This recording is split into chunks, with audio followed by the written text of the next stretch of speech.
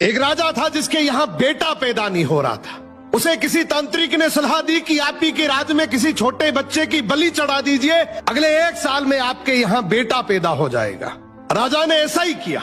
अगले ही दिन ऐलान करवा दिया कि जिस घर से बच्चा दिया जाएगा उस घर को ढेर सारा धन दिया जाएगा। राजा का ये ऐलान एक गरीब परिवार ने सुना तो अपने घर के सबसे छोटे बच्चे को भेज दिया कि ये बच्चा हमारे किसी काम का नहीं, इसे रख लो। अब बलि चढ़ाने की पूरी तैयारी हो गई। राजा ने बच्चे से पूछा, कोई तुम्हारी आखिरी इच्छा? तो बच्चा बोला, मुझे बस थोड़ी सी गिल्ली मिट्टी ला कर दे दो। मिट्टी लाई गई तो उस बच्चे ने उस मिट्टी से छोटे छोटे 4 मकान बनाए और उसके बाद एक एक करके 3 मकानों को लात मारकर गिरा दिया, एक को रहने दिया और उसके सामने हाथ जोड़कर दुआ की और राजा को बोला, अब मेरी बलि चढ़ा दो। ये देखकर राजा को बड़ा अजीब लगा। वो डर सा गया कि शायद बच्चे ने कोई तंत्र विद्या की हो। उसने बच्चे से पूछा, तूने ये क्या किया था? तो बच्चा बोला, पहला मकान गिराया जो मेरे माँ बाप का था, जिन्होंने सिर्फ पैसों के लिए मुझे बेच दिया। दूसरा मकान रिश्तेदारों का था, उन्होंने भी मेरे माँ बाप को ऐसा करने से रोका नहीं, तो उनका भी मकान गिरा दिया।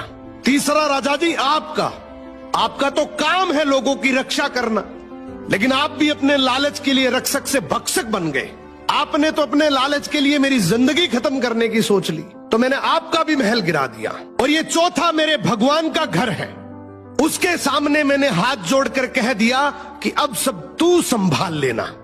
राजा ने बच्चे की बात सुनी तो आंखों में आंसू आ गए और गहराई से सोचा कि किसी हंसती खेलती जिंदगी को खत्म करके मुझे बेटा मिल भी गया तो मेरे किस काम का, क्योंकि मेरे राज में न्याय की भूल हो सकती है लेकिन उस ऊपर वाले की डायरी में गलती की कोई गुंजाइश नहीं। राजा ने रोते हुए बच्चे को गले लगा लिया और बोला, आज से तू ही मेरा बेटा है। इस कहानी का मतलब है कि दुनिया के सामने झुकने से कुछ नहीं होगा, क्योंकि दुनिया अपने मतलब के लिए कुछ भी कर सकती है। झुकना है तो उस भगवान के सामने, जिसके सामने झुकने से तुम्हारा कोई कुछ नहीं बिगाड़ सकता।